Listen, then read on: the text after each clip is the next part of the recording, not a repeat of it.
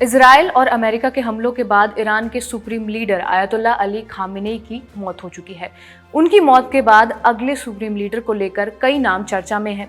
कैसे supreme leader के चुनाव का पूरा प्रोसेस होता है, इसे लेकर हमने राजदूत में एक एपिसोड किया था। कैसे ये चुनाव होता है, इसके लिए देखिए ये पूरी वीडियो। इसको समझने के लिए हमें ईरान का पॉलिटिकल सिस्टम समझना पड़ेगा।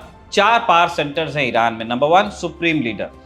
ईरानी संविधान के मुताबिक ईरान की नीतियां तय करने, उन्हें सुपरवाइज करने का जिम्मा सुप्रीम लीडर का है, यानी घरेलू से लेकर विदेशी मामलों तक सब कुछ सुप्रीम लीडर ही तय करेंगे।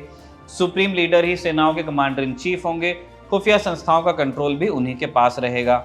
दूसरा पावर सेंटर है राष्ट्रपति का। ये सरकार के मुखिया होते हैं, जनता के वोट से चुना जाता है। एक एग्जीक्यूटिव हेड की हैसियत होती है। 4 बरस का कार्यकाल होता है। एक व्यक्ति 2 बार राष्ट्रपति बन सकता है। तीसरा पावर सेंटर है संसद, जिसे कहा जाता है ईरान में मजलिस, जिसमें 290 सदस्य होते हैं। इन सदस्यों को चुनने के लिए हर 4 साल में इलेक्शंस होते हैं। मजलिस के मुख्य काम है कानूनों को ड्राफ्ट करना, अंतर्राष्ट्रीय समझौतों को रेटिफाई करना और देश के बजट को मंजूरी देना।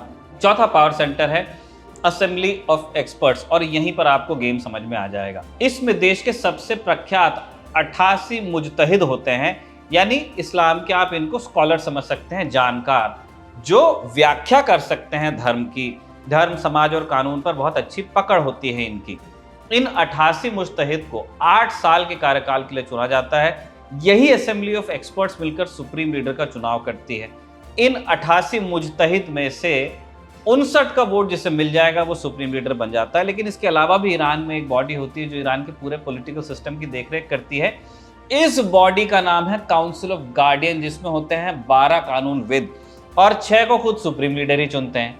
ये काउंसिल सुनिश्चित करता है कि सारी चीजें सुप्रीम लीडर की मर्जी से ही चलें। सुप्रीम लीडर के अलावा जितने पावर सेंटर्स हैं उनकी नियुक्तियों में काउंसिल ऑफ गार्डियंस का ही दखल होता है। ये राष्ट्रपति चुनाव के लिए उम्मीदवार फाइनल करते हैं, प्रत्याशियों की छटनी करते हैं, संसदीय चुनाव और असेंबली ऑफ एक्सपर्ट्स के चुनाव में भी असर रखते हैं। इससे आप सुप्रीम लीडर के काम को आसानी से चलाने वाली निकाय की तरह समझ सकते हैं। यानी आपने एक प्रेसिडेंट बनाया है, लेकिन एग्जीक्यूटिव पावर में से भी एक बहुत बड़ा हिस्सा सुप्रीम लीडर के ही पास रहता है। सुनिश्चित करती है ये संस्था कि सुप्रीम लीडर के जो वफादार होंगे वही इलेक्ट होंगे सब जगह, वही पावर सेंटर्स पे पहुंचेंगे।